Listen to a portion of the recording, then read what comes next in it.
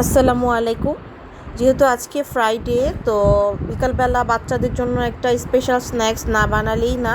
যেহেতু ওরা chicken fry খেতে খুব পছন্দ করে, তাই আজকে বিকালে চিকেন ফ্রাই করেছিলাম ওদের জন্য ইভিনিং স্ন্যাক্স হিসেবে। ওরা আমার হাতে চিকেন ফ্রাইটা এভাবেও খুব পছন্দ করে। তো চলুন কথা না বাড়িয়ে আমার রেসিপিটা আপনাদের সাথে শেয়ার করা যাক। এখানে কিছু মুরগির মাংস আসলে আমার ফ্রিজেই ছিল, কতটুকু আছে এটা আমি বলতে পারছি না, আন্দাজ করে নিয়ে নিয়েছি। সুন্দর করে কেটে ধুয়ে নিয়েছি গরম পানি দিয়ে, অ্যাড করে দিলাম স্বাদ মতো কিছুটা লবণ, কিছুটা মরিচ গুঁড়া দিয়ে দিয়েছি, প্রায় 3-4 চামচের মতো মরিচ গুঁড়া দিয়েছি। দিয়ে দিলাম 1/2 চা চামচ ধনে গুঁড়া, 1/2 চা চামচ কালো গোলমরিচের গুঁড়া, 1/2 চা চামচ জিরা গুঁড়া, তারপর 1/2 চা চামচ গরম মশলা গুঁড়া, আর দিয়ে দিচ্ছি কিছু টমেটো সস। টমেটো সসটা খুব বেশি দেওয়া যাবে না, তাহলে টেস্টটা একটু টকটক হবে, ভালো হবে না খেতে। আর কিছু সয়া সস অ্যাড করে নিয়েছি 2 টেবিল চামচের মতো। আর আদা রসুন বাটা দিয়ে দিলাম, আদা রসুনটা একটু বেশি লাগে চিকেনে, প্রায় 2 টেবিল চামচ আদা রসুন বাটা আছে। একটা ডিম দিয়ে দিয়েছি, আর অ্যাড করে নিচ্ছি কিছু টেস্টিং সল্ট। টেস্টিং সল্টটা যদিও হাইজেনিক ফুড না, তবে টেস্টটা অনেক ভালো আসে দেখে একটু দিলাম। সবার লাস্টে একটু লেবুর রস দিয়ে দিচ্ছি, এতে করে ফ্লেভারটা ভালো আসবে, ফার্মের মুরগির যে ক্যাস্টা গন্ধ সেটা আসবে না।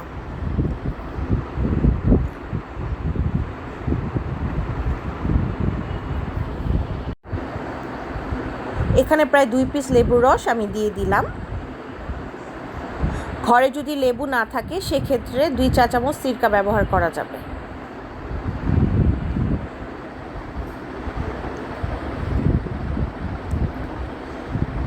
এখন দিয়ে দিব কিছু কর্নফ্লাওয়ার। কর্নফ্লাওয়ারটা দিতে ট্রাই করবেন, এতে করে চিকেন ফ্রাইটা বেশ ক্রিস্পি হবে। এখানে প্রায় আমি উঁচু করে 4 চা চামচের মতো কর্নফ্লাওয়ার অ্যাড করে নিচ্ছি।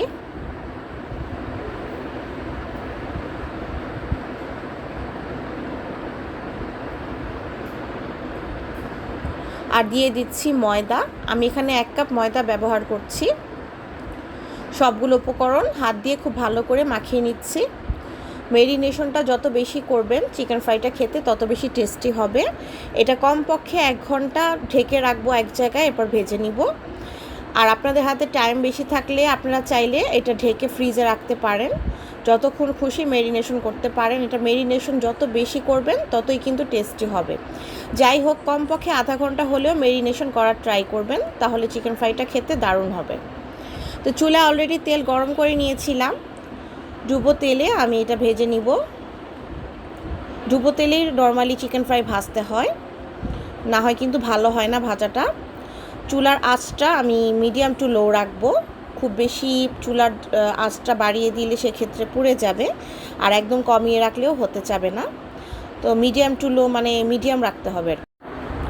এপিট ওপিট বারবার উল্টিয়ে দিতে হবে, কালারটা সুন্দর একটা ব্রাউন কালার হলে এরপর আস্তে আস্তে নামিয়ে নিব। বারবার একটু উল্টিয়ে দিচ্ছি, এতে করে চিকেন ভাজাটা ভালো হবে, ভিতরে কাঁচা থাকবে না।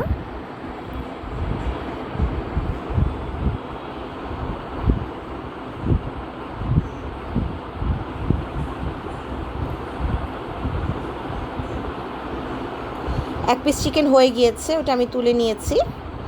বাকিগুলো আরেকটু হলে আমি তুলে নিব।